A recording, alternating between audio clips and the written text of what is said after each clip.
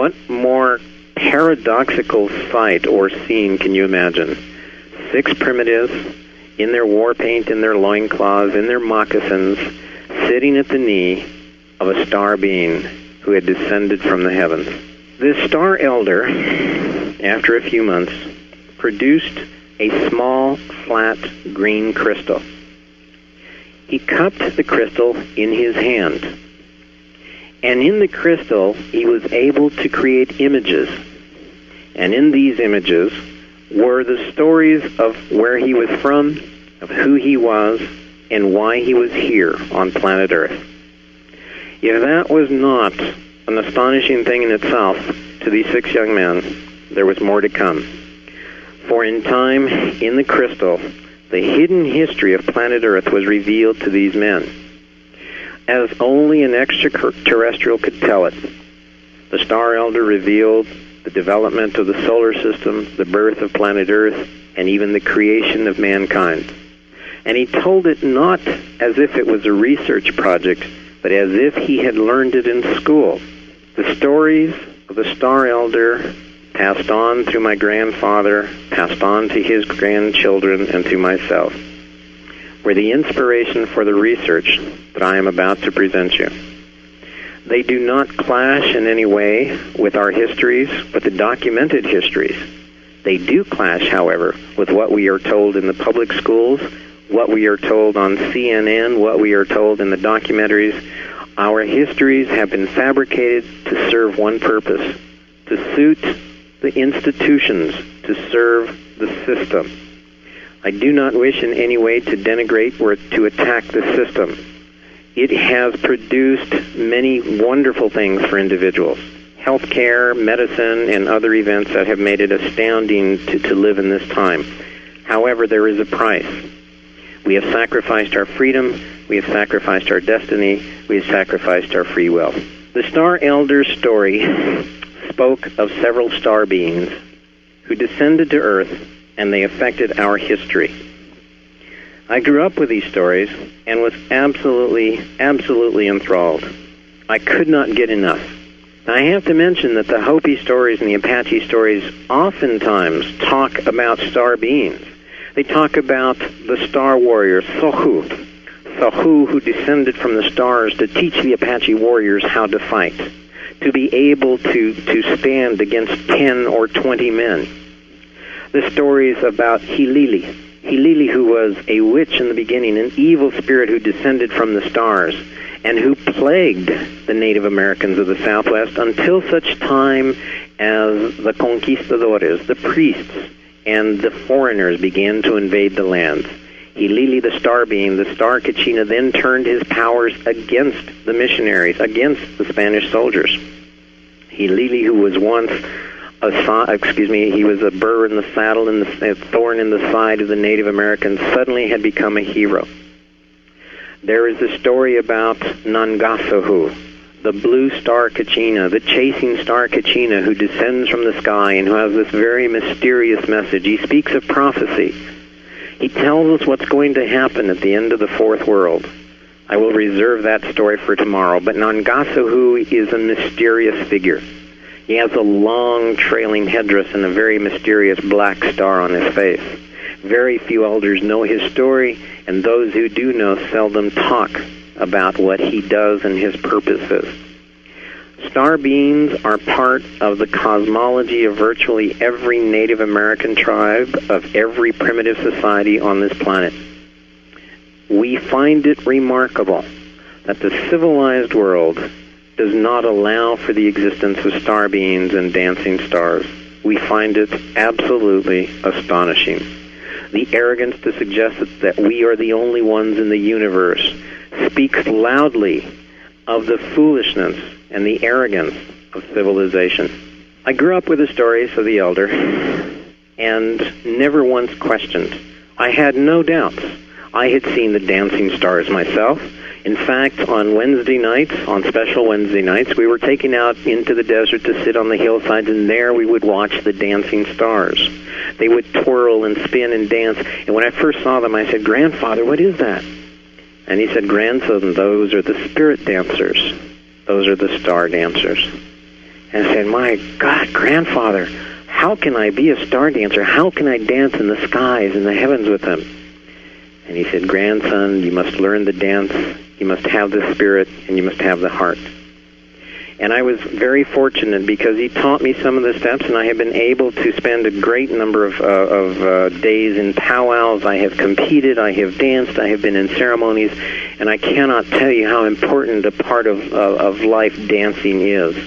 It is a way in which to express oneself. We believe that the signature of a man, the signature of a woman, is what he does with his body. It is what he does with his spirit. It is not what you do with a pen and pencil. It is how you express your physicalness. The chapter, the book that you write, is done with your body, not with the intent and not with a pen. And I have had the good fortune to become a spirit dancer. I have been able to attend powwows. I have danced for days on end. When the powwows were over, I had the good fortune to be able to go and dance at conventions and perform for various groups.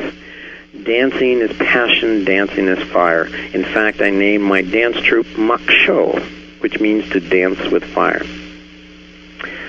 When I entered college, I entered a new environment, a world in which you are taught to question and challenge everything. We are told from the first days in the philosophy courses, the humanities courses, even in the English courses, set aside that which you bring with you, open your mind, and be receptive. When I entered the college system, I was immediately challenged. How do you know that the stories of the star beings are true? How do you know that the star elder really existed? Could it be that your grandfather was simply giving you a myth or a legend, some sort of a moral play in which to deliver a message? It was possible. It was disconcerting. I was worried that perhaps they were not true. But I had to find out for myself, and I am sure most of you have gone through the same problem, the same situation. What is life about? What am I doing here? How do I know that the Bible is true? How do I know that the Hindu way, the Taoist way, the Christian way, you name the faith, how do you know? Perhaps it's a joke. And why is it? I want to believe. I just want to believe so badly, Father. I want to believe so badly, Mother, but there's just something wrong. It's not fulfilling. There's just a tiny little piece missing. Well, I never had that problem until I got to college, but I had to take the advice of the professors. I had to find out for myself, what is the truth? Were the star beings false? Were the biblical angels false? Were the gods of Egypt false? What was the truth? I enrolled in a religious studies program, the first one of its kind at the university here in the Southwest, and I was able to spend 3 years looking into ancient documents. And what I found most astounding was that every time I thought I had found the right religion the right way, I found that there was an earlier religion, another way of life that had said the very same thing.